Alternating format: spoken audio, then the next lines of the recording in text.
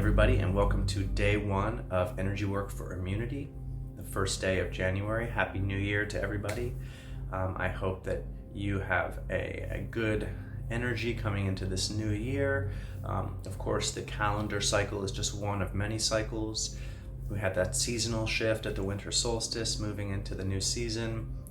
So there's many different ways to mark a transition, and then each day can be a day of transition. And I hope that these practices give you the opportunity to think about that as well, that each time you practice something like this, you're allowing for a transition into a new frame of mind, a new way of embodiment. So each of these practices in isolation works great for a little relief, stress relief, body relief.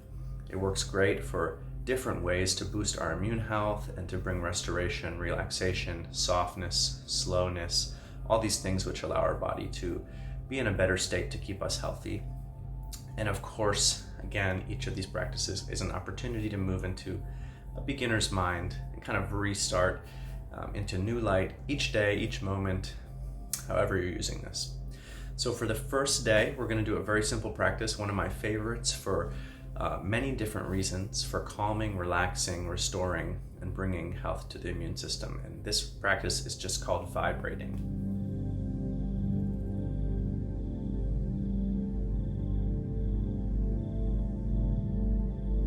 If you've practiced with me before, you've probably done some vibrating. If you practice in other somatic modalities, you may also be familiar with different forms of this practice.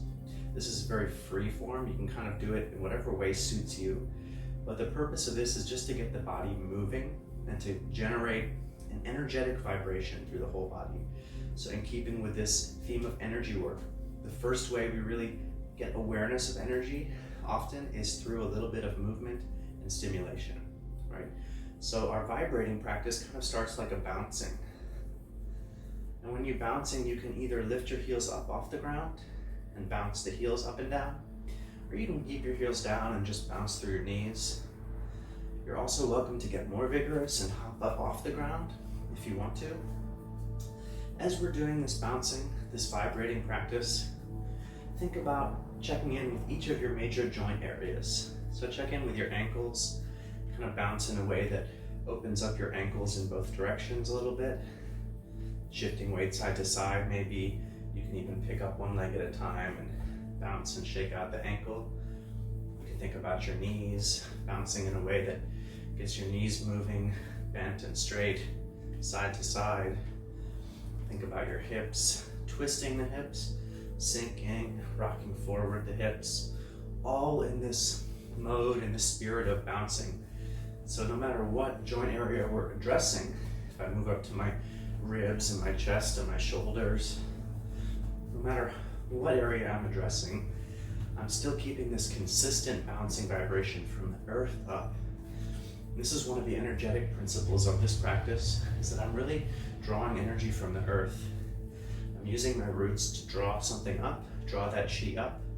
I'm bringing it through my body. And I'm awakening all the chi, all the energy that's already stored in my body. It's already naturally and intrinsically there.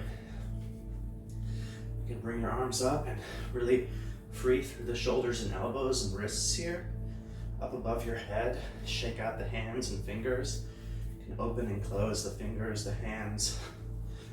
Swing your arms around.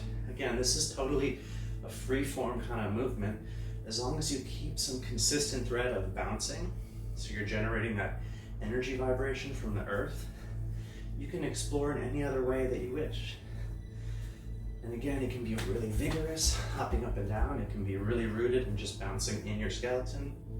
Whatever feels right for you. And on different days, you'll feel differently. Some days you might want to be really slow and gentle like this and just let things settle. Some days you might want to waken up that energy and that spirit by bouncing really high up like this. So it's totally up to you. But I recommend doing this for about this amount of time, 2, 3, 4 minutes, consistently through. And one of the things that this really supports is our lymphatic system. So gentle, full body vibration and movement, not just movement per se, but of course that helps too, but a movement which stimulates kind of a full body effect. So bouncing in this vibration practice Dancing is a great example. It's also why something like running can be good for supporting that system. So there's lots of different practices, and we'll go through all of these ones that I have to offer this month. But this bouncing and vibration, sending through the whole body, supports the lymphatic system. It supports the production of things we need to boost our immunity, keep our blood healthy. It also releases stress from our joints, right? We're opening all the joints, we're loosening up. It can be a way of like clearing stress and tension from the mind, of just like shaking it out. You know that sometimes you have the urge to shake things out. There's that somatic release and shaking for emotion, for fear, for anger, all these things. Sometimes we'll shake just from an emotional kind of burst.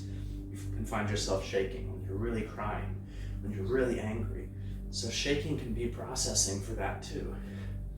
And when we're processing our emotions, we're actually helping our immune system there too. So all these different ways this practice is good for that.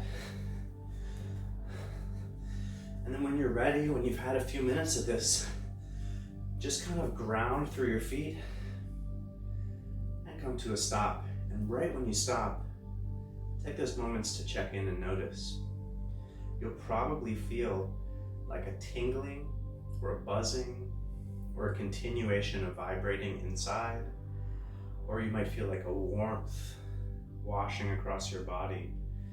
So this is all different levels of energy awareness. What we're feeling is literally the energy moving through our system, moving into our energy field after that practice. So it's one of the best practices for strengthening awareness of energy flow, of chi flow, and a really, really strong practice for boosting immune support.